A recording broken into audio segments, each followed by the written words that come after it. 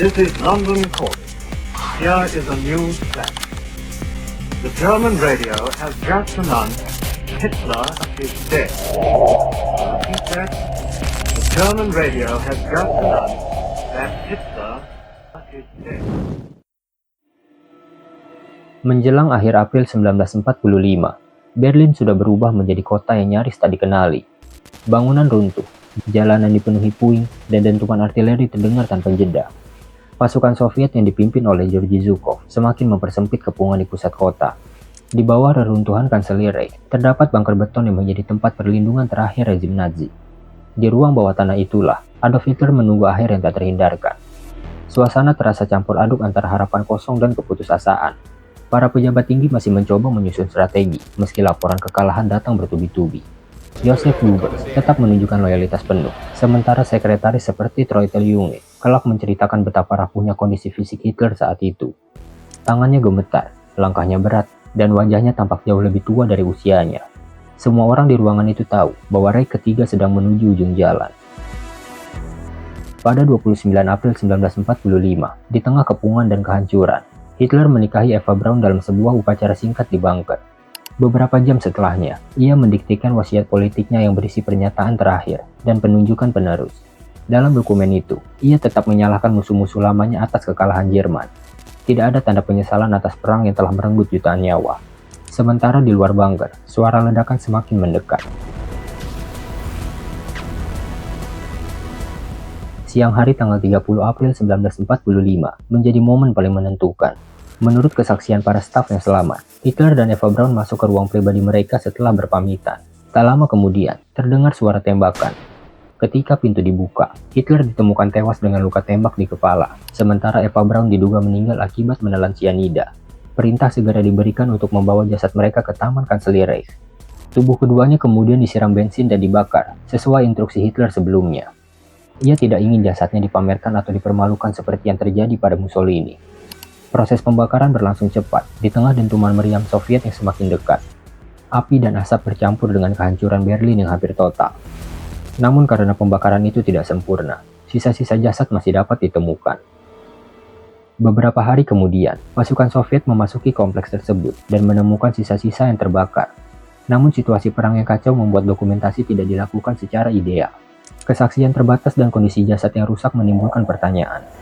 Dunia internasional menunggu kepastian, tetapi informasi yang keluar sangat minim. Dari sinilah, misteri kematian Hitler mulai berkembang. Ketidakjelasan awal ini menjadi fondasi bagi berbagai spekulasi di kemudian hari, meskipun banyak saksi menguatkan peristiwa bunuh diri tersebut. Keraguan tetap muncul karena kurangnya transparansi langsung setelah kejadian. Dalam konteks perang dan propaganda, informasi seringkali disaring atau ditahan. Situasi ini membuat ruang bagi teori-teori alternatif, dan misteri itu pun mulai bergerak keluar dari Berlin menuju panggung dunia.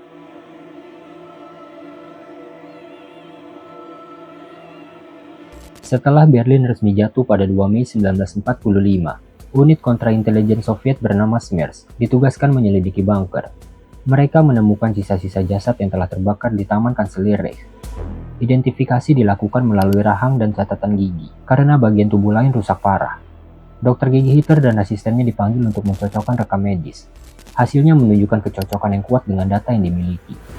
Secara forensik, Soviet menyimpulkan bahwa Hitler telah meninggal dunia pada 30 April 1945. Namun laporan ini tidak langsung diumumkan secara terbuka kepada dunia. Arsip-arsip disimpan rapat dalam lingkup internal Soviet.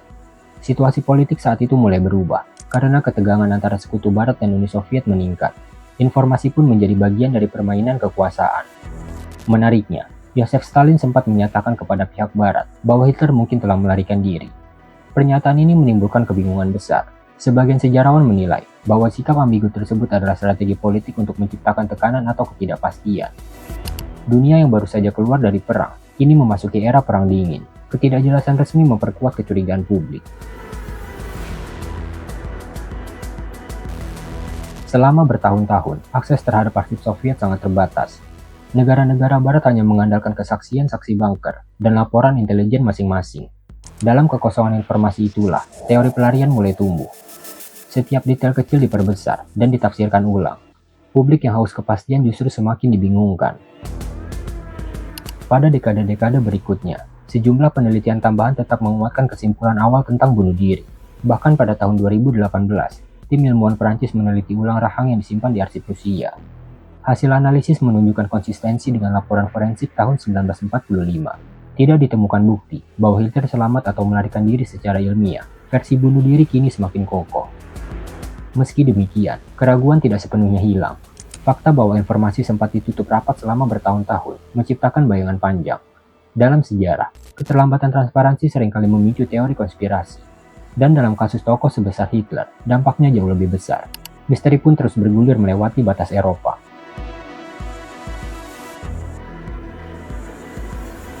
Perdebatan kemudian bergeser dari soal apakah ia mati menjadi apakah ada kemungkinan ia lolos. Disinilah teori pelarian ke Amerika Selatan mulai mendapatkan panggung. Cerita-cerita baru bermunculan, sebagian berbasis dokumen intelijen, sebagian lagi hanya rumor. Dunia pun kembali dibuat penasaran. Narasi pun berlanjut ke benua lain.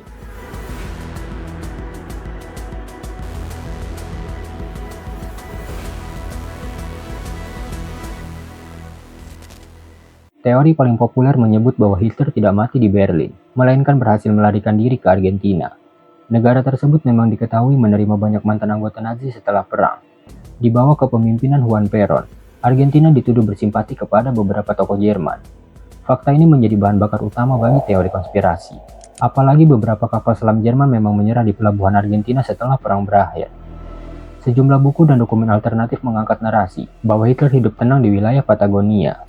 Mereka mengklaim adanya saksi mata yang melihat sosok mirip Hitler di pedesaan Argentina. Bahkan foto-foto buram sering dijadikan bukti tambahan. Namun sebagian besar klaim tersebut tidak pernah terverifikasi secara ilmiah. Bukti konkret yang dapat diuji hampir tidak ada. Dokumen FBI yang telah dideklasifikasi memang menunjukkan adanya laporan dugaan penampakan Hitler di Amerika Selatan. Namun laporan-laporan itu umumnya berasal dari sumber anonim atau informan yang tidak terkonfirmasi. FBI sendiri tidak pernah menyimpulkan bahwa Hitler benar-benar selamat. Catatan tersebut lebih mencerminkan kewaspadaan intelijen ketimbang bukti nyata. Disinilah perbedaan antara investigasi dan konfirmasi sering disalahartikan. Dari sisi logistik, pelarian dari Berlin pada April 1945 hampir mustahil dilakukan. Kota sudah sepenuhnya dikepung pasukan Soviet, jalur udara dan darat nyaris tertutup. Mengatur pelarian rahasia dalam situasi itu memerlukan koordinasi besar dan risiko tinggi. Hingga kini tidak ada dokumen kredibel yang menunjukkan operasi semacam itu terjadi. Mayoritas sejarawan menilai teori tersebut sangat lemah. Namun daya tarik cerita pelarian tetap kuat di mata publik. Kisah tentang diktator yang lolos dari keadilan terasa dramatis dan sinematik. Imajinasi tentang kehidupan rahasia di negeri jauh memberi ruang bagi spekulasi tanpa akhir. Media populer ikut memperpanjang umur teori ini melalui film dan serial. Dan di era internet, cerita semacam itu menyebar jauh lebih cepat. Pada akhirnya, teori Argentina lebih banyak berdiri di atas kemungkinan daripada bukti. Ia tumbuh subur karena celah informasi awal dan iklim politik pasca perang. Sementara itu, bukti forensik tetap mengarah pada Berlin sebagai tempat akhir hidup Hitler. Tetapi selama misteri masih dibicarakan, teori alternatif akan selalu menemukan pendengarnya. Sejarah dan konspirasi pun berjalan berdampingan.